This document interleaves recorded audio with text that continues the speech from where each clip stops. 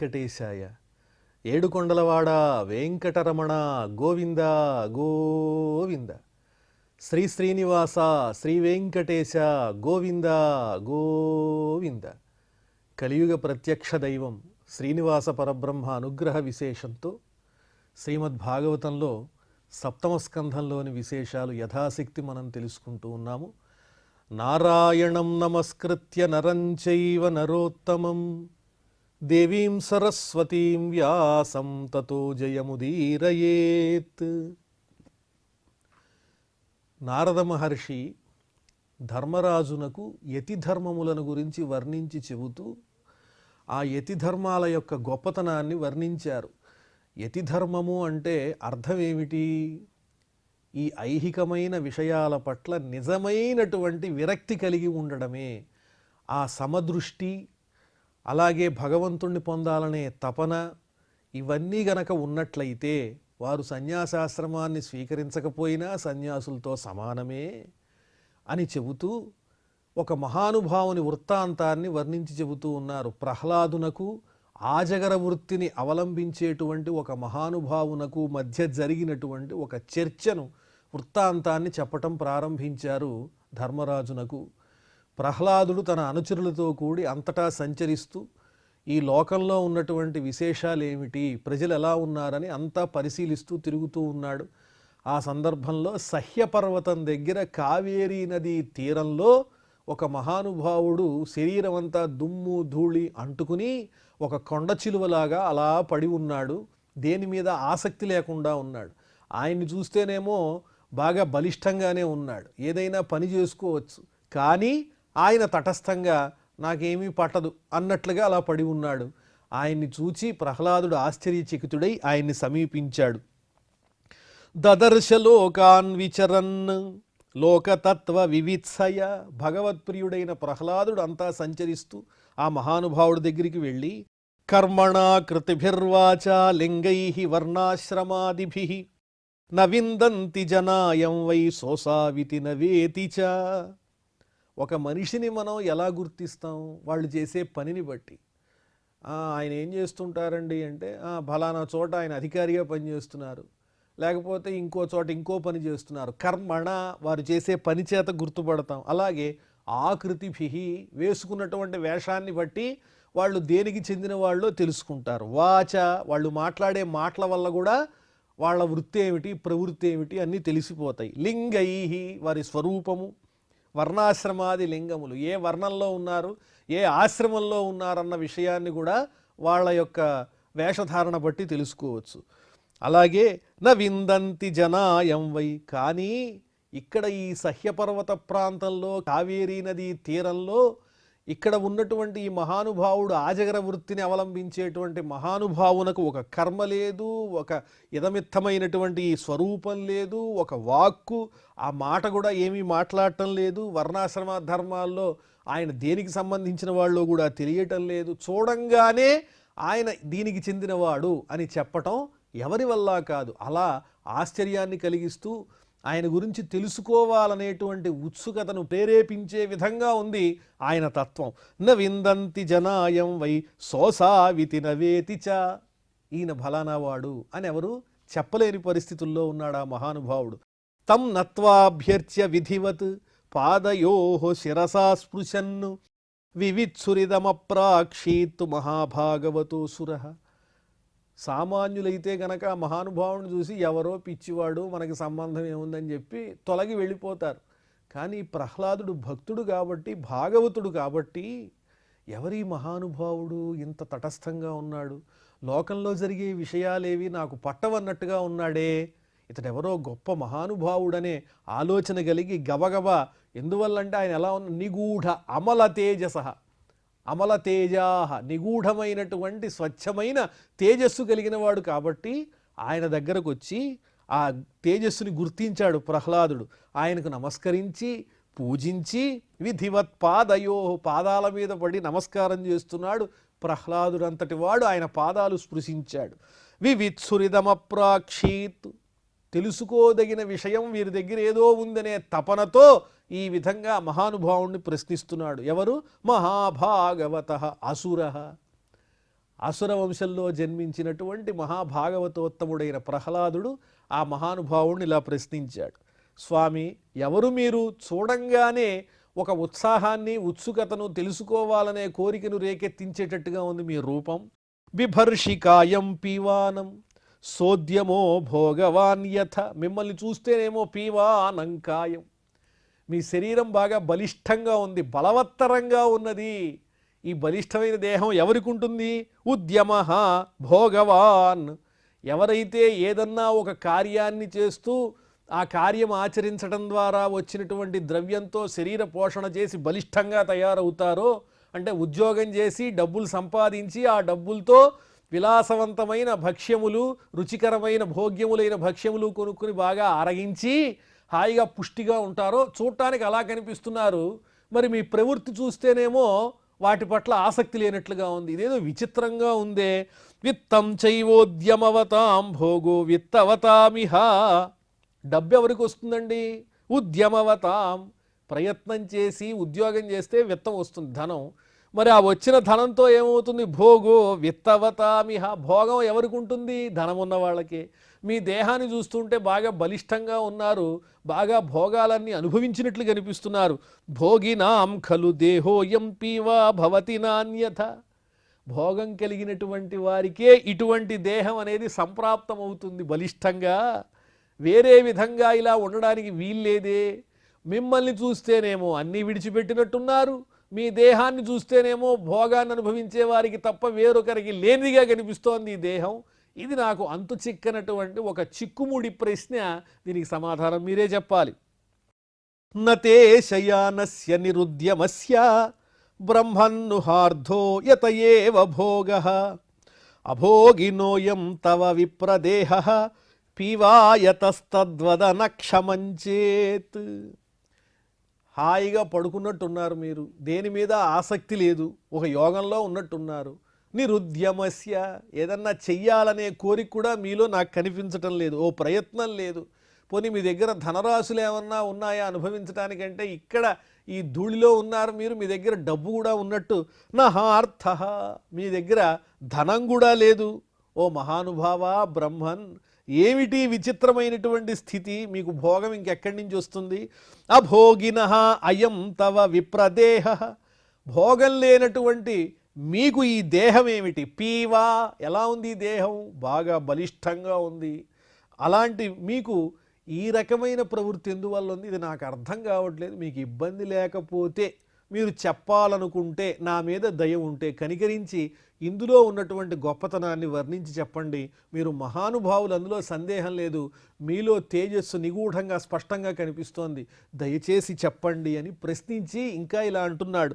కవి కల్పో నిపుణదృక్ చిత్రప్రియ కథస్సమః లోకస్య కుర్వతః కర్మశేషే తద్వీక్షితాపివా.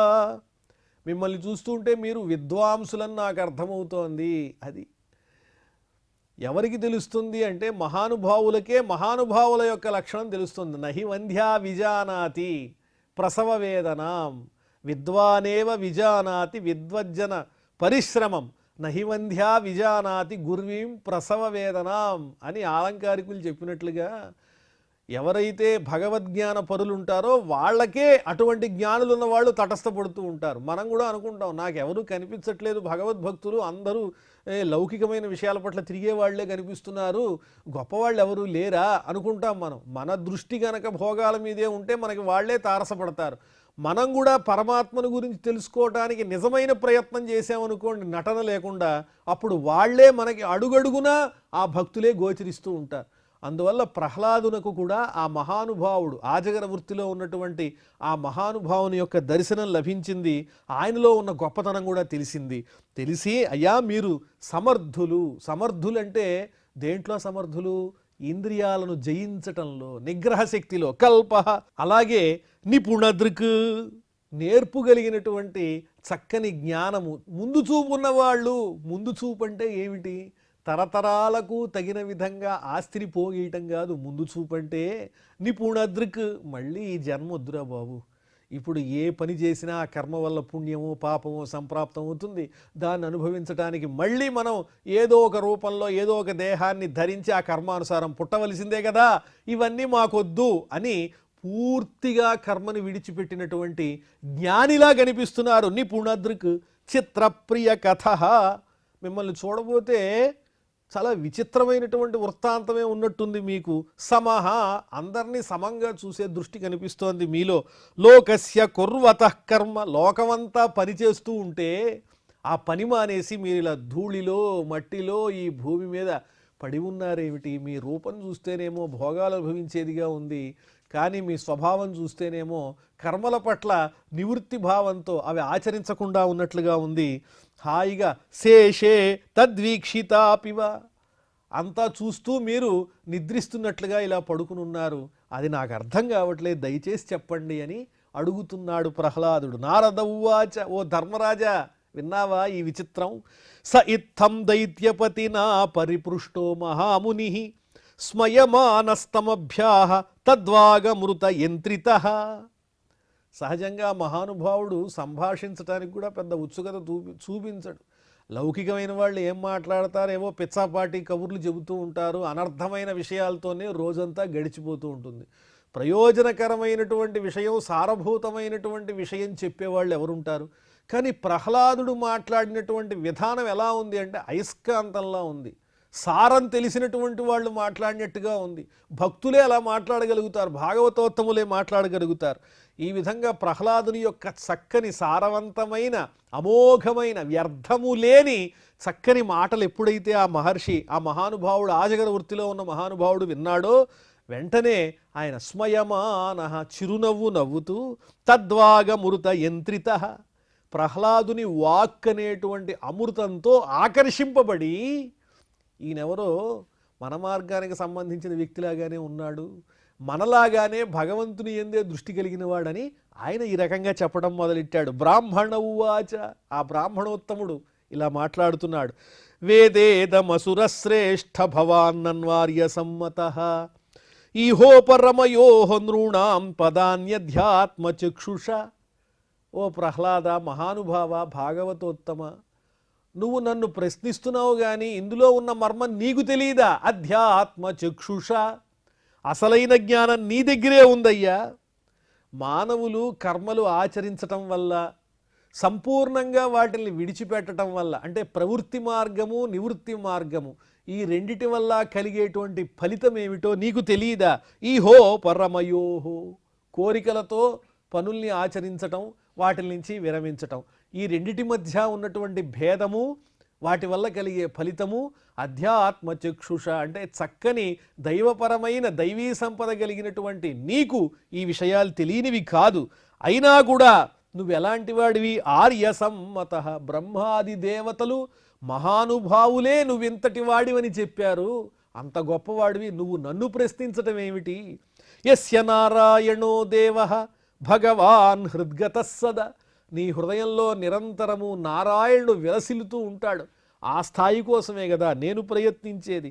ఆ శ్రీమన్నారాయణుణ్ణే నీ హృదయ కమలంలో నిరంతరము నిలుపుకున్నటువంటి మహానుభావుడవే నీవు. భక్త్యా కేవలయా జ్ఞానం ధునోతి ధ్వాంతమర్కవత్. నువ్వెంత గొప్పవాడివి ప్రహ్లాద. సూర్యుడు ఉదయిస్తే అంధకారమంతా ఏ రకంగా పటాపంచలైపోతుందో, దూరమైపోతుందో, అలాగే భగవంతుడు హృదయంలో ఉన్నటువంటి వారికి జ్ఞానం అనేది ప్రకాశిస్తుంది, అజ్ఞానం అనే చీకటి నశించిపోతుంది. అలాంటి స్థాయిని నువ్వు పొందినటువంటి వాడివి, నువ్వు అంత గొప్పవాడివి ప్రహ్లాద. భక్త్యా కేవలయ, భక్తితోనే, కేవలము భక్తితోనే అజ్ఞానం అనేటువంటి అంధకారం అనేది నాశనం అయిపోతుంది. ఆ స్థాయికి చేరుకున్న నువ్వు నా దగ్గరకు వచ్చి ఇదేమిటని నన్ను ప్రశ్నిస్తున్నావంటే అది కేవలము నీ వినయము గొప్పతనమే. అథాపి బ్రూమహే ప్రశ్నాన్ తవ రాజన్ యథాశ్రుతం సంభావనీయో హి భవాన్ ఆత్మనః శుద్ధిమిచ్చత. నువ్వింత గొప్పవాడివైనా నన్ను ప్రశ్నిస్తున్నావు కాబట్టి నీకు నేను సమాధానం చెప్పే సాహసం చేస్తున్నాను. ఎందువల్లంటే నీకు చెప్పదగినంత గొప్ప నా దగ్గర ఏమీ లేదు. కానీ ఆత్మనఃశుద్ధిమిచ్చతాం, మనస్సు హృదయం అనేది కల్మషం లేకుండా ఉండాలంటే భాగవతోత్తముల సాంగత్యమే కావాలి. దానివల్ల శుద్ధి అనేది ఏర్పడుతుంది. నీ వంటి వారితో సంభాషించి ఏదైనా సత్ఫలితాన్ని ఇచ్చేటువంటి భగవత్ సంబంధమైన చర్చ చేస్తే అది నాకు ఉపకరిస్తుంది పరమాత్మని పొందడానికి. ఐహిక విషయాల వల్ల చర్చించి ఏం ప్రయోజనం ఏముంది? కాబట్టి నువ్వు సహజంగా జ్ఞానము కలిగిన వాడివైనా నువ్వు అడిగావు కాబట్టి, నీలాంటి వాళ్ళతో సంభాషిస్తే నా బుద్ధి పరిపక్వత చెందుతుంది కాబట్టి, ముఖ్యంగా నీవు సంభావనీయ, నువ్వు గౌరవింపదగిన వాడివి కాబట్టి నీకు సమాధానం చెప్పాల్సిన అవసరం ఉన్నది. నేను విన్నదేదో అది చెప్తాను. యథా శృతం, ఏదైతే నేను తెలుసుకుని ఉన్నానో విని ఉన్నానో అది చెబుతాను. ఇది కూడా నేను పరిపక్వత చెందిన వాడిని నేను చెప్పడంలా అంటున్నాడు ఈ మహానుభావుడు. ఇంత గొప్ప స్థాయికి చేరిన వాళ్ళు ఇంకా నేను తెలుసుకోవలసిన ఉన్నాయి, పెద్దవాళ్ళు చెబితే విన్నాను అంటున్నారు. కానీ కాలాంతరంలో ఏమైపోతోంది? ఏదైనా ఒక విషయంలో ప్రజ్ఞ రాగానే ఇక మనంతటి వాడు లేడు అనే భావన రావటం, ఈ కళ్ళు నెత్తి మీదకి వెళ్ళడం, అహంకారం అనేది ఆవరించటం, ఎదుటి వాళ్ళంతా పురుగుల్లాగా కనిపించటం, ఇలాంటివన్నీ వ్యక్తులలో మనకి తారసపడుతూ ఉంటాయి చాలామందిలో ఈ లోకంలో. కానీ వీళ్ళు చూడండి, ఎంత భగవద్జ్ఞానాన్ని పొందినా ఇంకా నేనేదో తెలుసుకోవాలి, ఏదైనా భక్తికి సంబంధించిన విషయాలు నాకు అవగతం అవుతాయా మహాత్ముల యొక్క సాంగత్యంతో అనే ఆలోచనతోనే గడుపుతున్నారు. తృష్ణయా భవవాహిన్యా యోగ్యై కామైరపూరయ కర్మాణి కార్యమాణోహం నానాయోనిషు యోజిత. ఓ ప్రహ్లాద, నేను ఎన్నో జన్మలు ధరించా ఇప్పటికీ. ఆ జన్మలలో నేను చేసింది ఏమిటి అంటే, ఎంత అనుభవించినా కూడా తీరనటువంటి కోరికలు ఏవైతే ఉంటాయో వాటిల్తోనే సతమతమవుతూ ఉన్న అపూరయ, అవి ఎప్పటికీ పూర్తి అవ్వవు.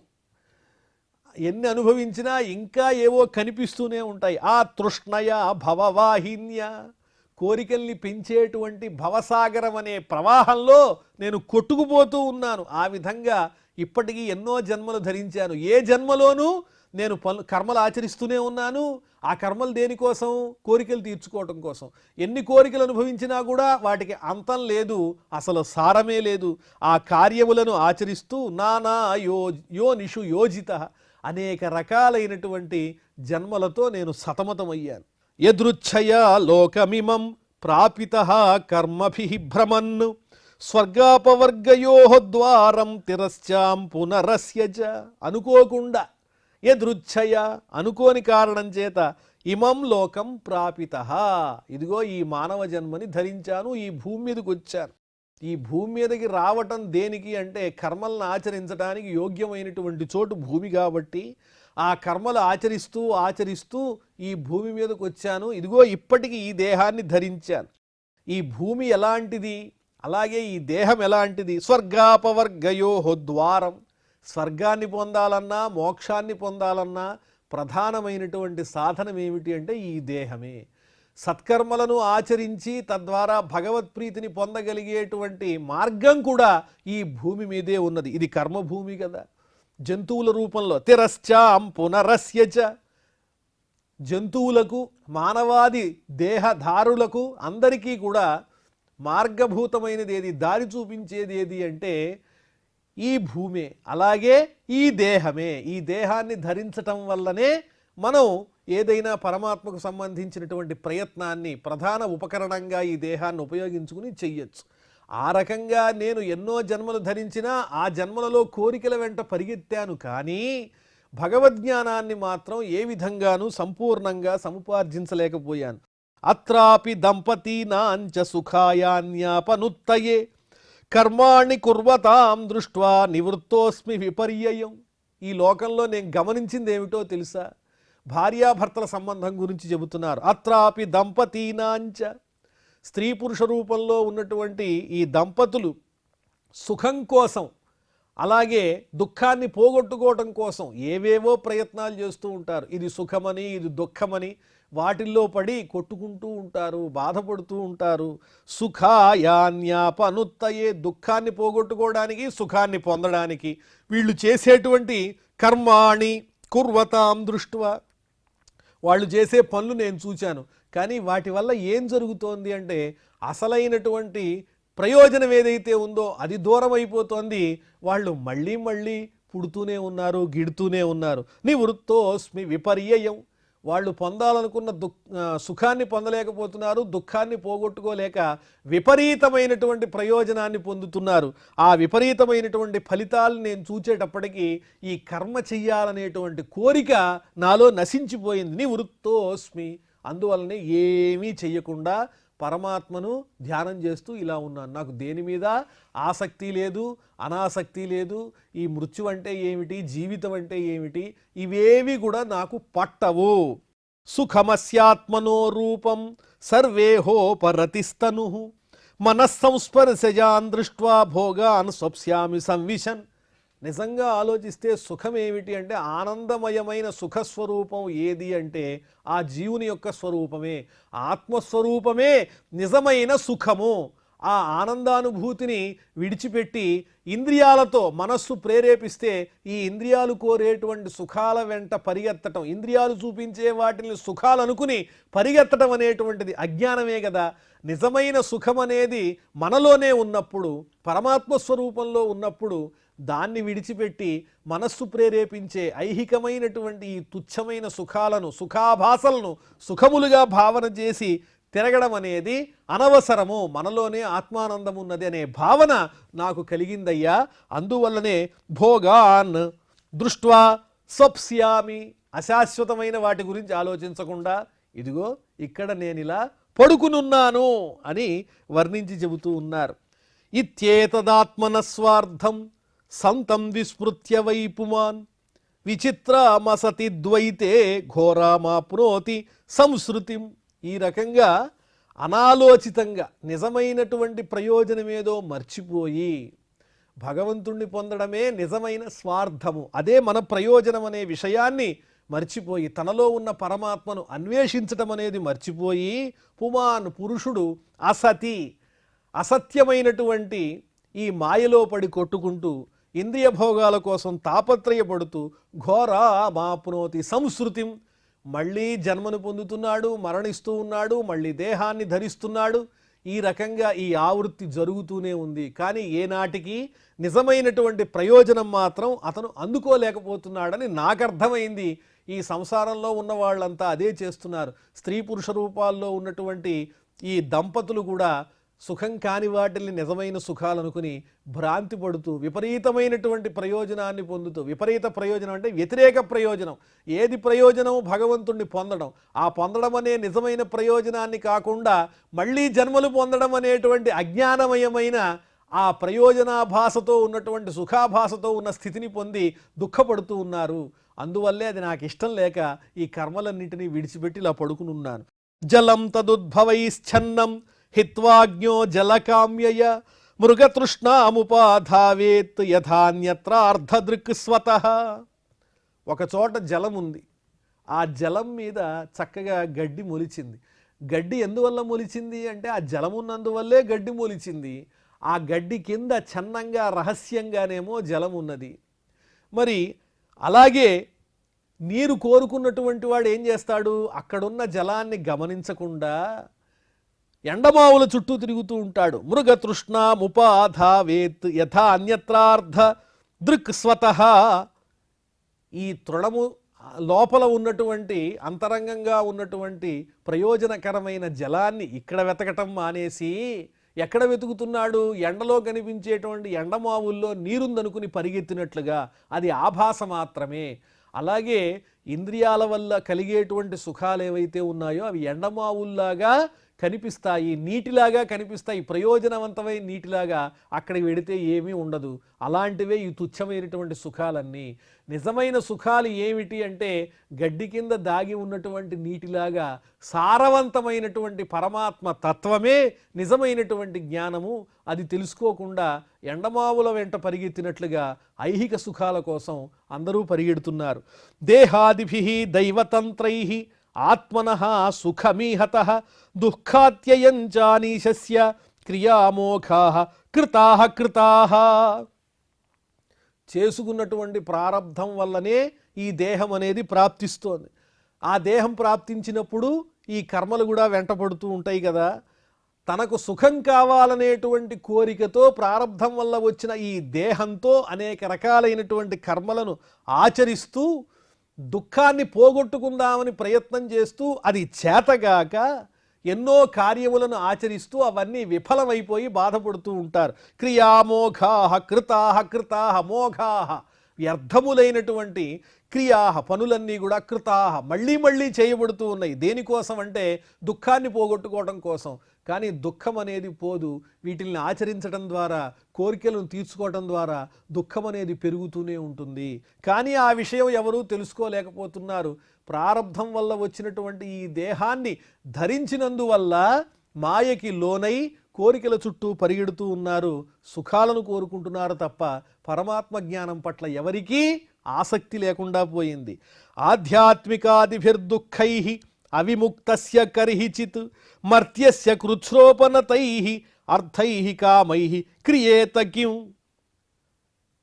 శరీరంలో వచ్చేటువంటి అనారోగ్యాలు, ప్రకృతి వల్ల వచ్చేటువంటి అనర్థాలు అప్పుడప్పుడు జరుగుతూ ఉంటాయి. వీటిల్లోనే పడి ఆ దుఃఖాలతో బాధపడుతూ వాటి నుంచి విముక్తి కలగకుండా బాధపడేటువంటి మనుషులు ఎవరైతే ఉన్నారో వీళ్ళు ఎంతో కష్టపడి కూడ తీసుకుని సంపాదన చేస్తూ ఉంటారు. అలాగే కోరికల్ని తీర్చుకుందామని ప్రయత్నం చేస్తూ ఉంటారు. వాటి వల్ల ప్రయోజనం లేదు. ఈ దైవం వల్ల కలిగేవి, అలాగే శరీరమునందు వచ్చేటువంటి అనారోగ్యము మొదలైనవి, ప్రకృతి వల్ల వచ్చేటువంటి విపరీతాలు, వీటిలన్నిటినీ కూడా దుఃఖములుగా భావన చేస్తూ సుఖాల కోసం ప్రయత్నిస్తూ